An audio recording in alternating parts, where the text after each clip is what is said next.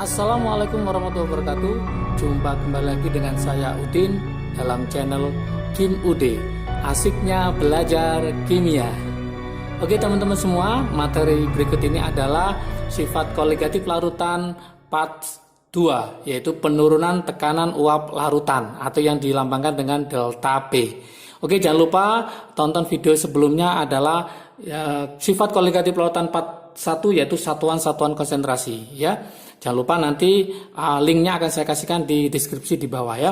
Oke, langsung kita mulai, yaitu penurunan tekanan uap larutan. Apa sih tekanan uap itu? Kalau kita definisikan, tekanan uap. Apa tekanan uap? Tekanan uap itu adalah kecenderungan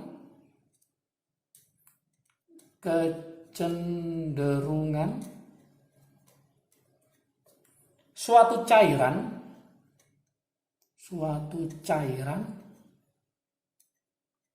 untuk menguap. Jadi kecenderungan suatu cairan untuk menguap, itulah namanya tekanan uap. Di sini ingat ya,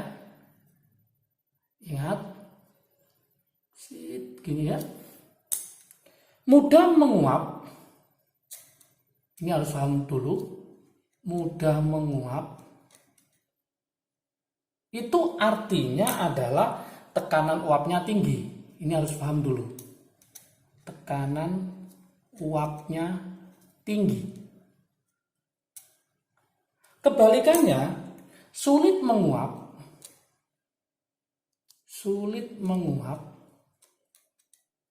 itu berarti apa? Kalau mudah menguap tekanan uapnya tinggi, maka kalau sulit menguap berarti tekanan uapnya itu sangat rendah. Ini harus paham dulu konsep dasarnya. Kemudian adanya zat telarut. Jadi adanya zat telarut menyebabkan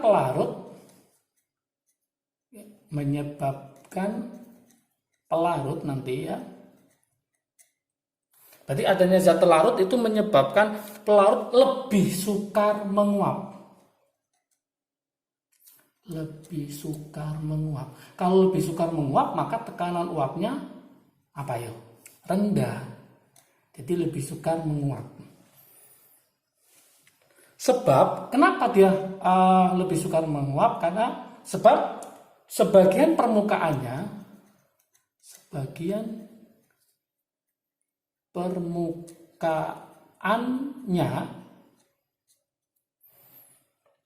tertutup oleh zat telarut.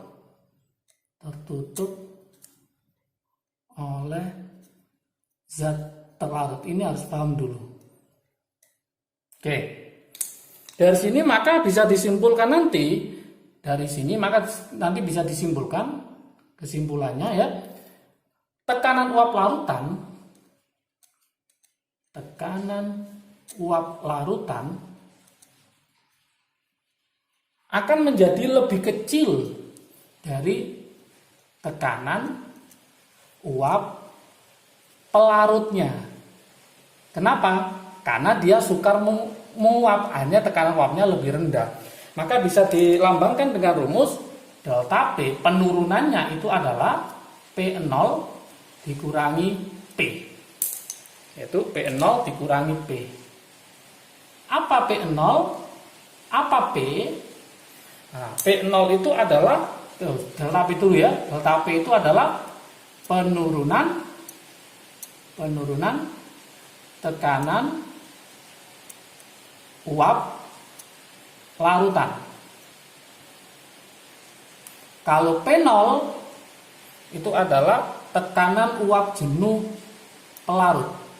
Tekanan uap jenuh pelarut. Nah, pelarut ya, ingat-ingat. Kemudian P itu adalah tekanan uap jenuh, bukan telarut, karena dia sudah bercampur, berarti apa? Larutan. Karena delta itu mesti positif, maka kesimpulannya P0 lebih besar dari P. Maka terbukti bahwa tekanan uap pelarutnya itu pasti lebih besar daripada tekanan uap larutan. Dari sini maka dikembangkan rumusnya, mencari delta P itu adalah P0 dikali XT. Masih ingat XT? Yaitu fraksi mol pelarut. Kalau dijabarkan lagi, berarti P0 XT itu apa? NT per NT ditambah NP. Mencari P tekanan uap itu boleh pakai rumus ini juga, P0 dikali XT. Supaya nanti tidak terbalik, gampang cara menghafalkan. Ini huruf apa? P, ini P. Berarti P mesti ketemu P. Ini ada namanya delta, ada T ketemu T. Delta, ta, PP. Itu supaya nanti nggak bingung. Berarti rumusnya kita jabarin. Jadi P0, XP itu apa? NP per NT plus NP.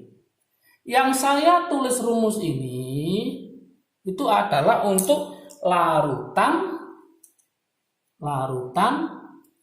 non elektrolit.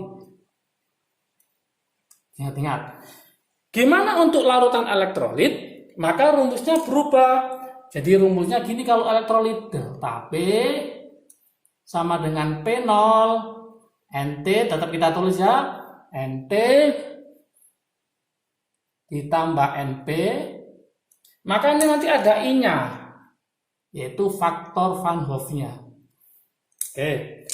Untuk yang ini jadi apa? Untuk elektrolit P sama dengan P0 NP per NT plus NP. I-nya hanya di terlarutnya, karena yang elektrolit adalah zat terlarutnya. Apa I? I itu namanya adalah faktor Van Hoff. Berapa rumusnya atau bagaimana rumusnya? I sama dengan 1 plus N-1 alfa. Nah, ini jangan lupa rumusnya. Berarti I sama dengan 1 plus N-1 alfa. Di mana N ini adalah jumlah ion. Yang alfa ini adalah derajat ionisasi. Masih ingat ya, di asam basa ionisasi.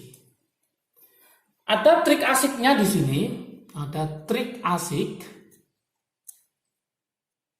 Oke, trik asiknya gimana? Untuk elektrolit kuat, bisa asam kuat, basa kuat, atau garam. Masih ingat? Elektrolit kuat itu alfanya sama dengan 1. Maka I-nya itu sama dengan N-nya. Rumusnya gitu. Berarti I sama dengan apa? Sama dengan jumlah ionnya. Contoh, misalkan saya punya H2SO4. Ini adalah elektrolit kuat. Berapakah jumlah ionnya? Hanya ada 2, SO4-nya ada 1. Berarti N-nya adalah 3. Maka nanti I-nya juga sama dengan 3. Kenapa? Karena alfanya 1 kita masukkan ke sini. Maka 1 N dikurangi 1 kurangi 1 habis tinggal N-nya saja. Maka I sama dengan N. Oke, sekarang kita coba ke contoh soal ya. Ke contoh soal, saya buatkan soal yang agak rumit ya. Ini saya cari soal-soal SIMA UI ya. Contoh soal.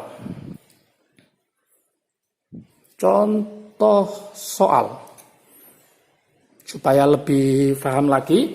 Ya, saya buatkan di soal SIMA UI, ujian masuk ke UI ya, tahunnya 2010,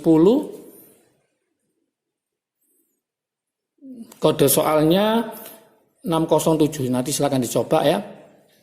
Oke, tekanan uap air, soalnya gini, tekanan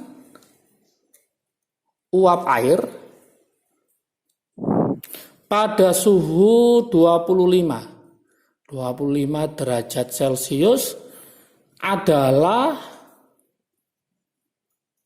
25 torricelli ya. Berapakah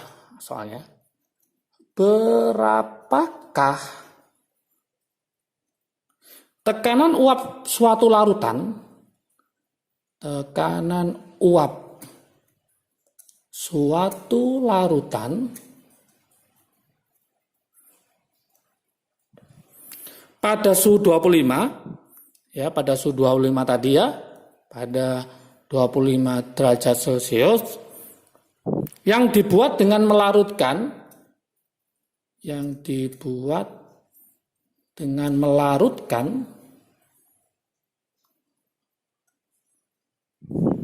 0,5 mol sukrosa, 0,5 mol sukrosa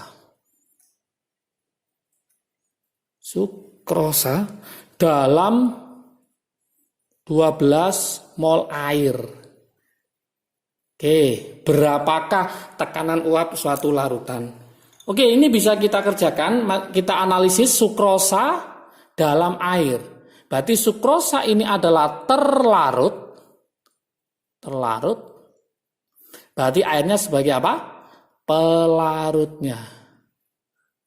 Yang diketahui sekarang apa aja? Yuk kita cek yang diketahui. Tekanan uap air. Air adalah mula-mula, maka dia adalah P0. Tekanan uap jenuh pelarutnya. Berarti adalah P0-nya. Maka yang diketahui pertama adalah P0-nya. Berarti P0-nya adalah 25 torr. Oke. Berapakah tekanan uap suatu larutan? Berarti dalam bentuk larutan sudah dicampur, maka namanya adalah P, tekanan uap jenuh larutan. Maka P-nya ini yang ditanyakan, berapa? Jikalau ada 0,5 mol sukrosa terlarut dalam bentuk mol, berarti itu namanya adalah NT. Berarti NT-nya adalah 0,5, berarti NP-nya adalah, pelarutnya adalah 12. Satuannya mol, ini mol. Nah, karena sukrosa merupakan larutan non-elektrolit, maka kita pakai rumus yang atas ini, bukan yang bawah. Berarti nggak ada faktor Van Hoff-nya. Yang diminta adalah P, maka kita gunakan rumus sebelah kanan ini, yaitu P sama dengan P0 dikali XP. Kita masukkan rumusnya, P sama dengan P0 dikali XP. Berarti P0 XP sendiri adalah NP per NT ditambah NP. Tinggal kita masukkan. P0-nya adalah 25. NP-nya adalah 12 per 0,5 ditambah 12. Maka hasilnya sama dengan 25 dikali 12 dibagi 12 tambah 0,5 berarti 12,5. Kalau kita coret tinggal 2 kali 12 berarti ketemu 24 torr. Inilah hasilnya. Gampang kan ya? Oke. Kita coba soal yang lain ya. Soal yang lain, soal latihan mungkin ya. Atau ya saya buatkan soal latihan. Nanti silakan dicoba. Soal latihan. Oke. Saya tuliskan tekanan uap air. Tekanan uap air. Tekanan uap air pada sama ya, pada suhu 25, pada 25 derajat Celcius adalah, saya kasih angka yang agak rumit ya, 20,4 mm Hg, mmHg. Jika ke dalam 90 gram air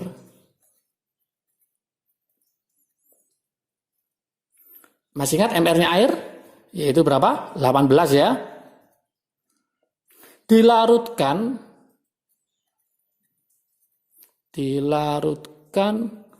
18 gram sukrosa.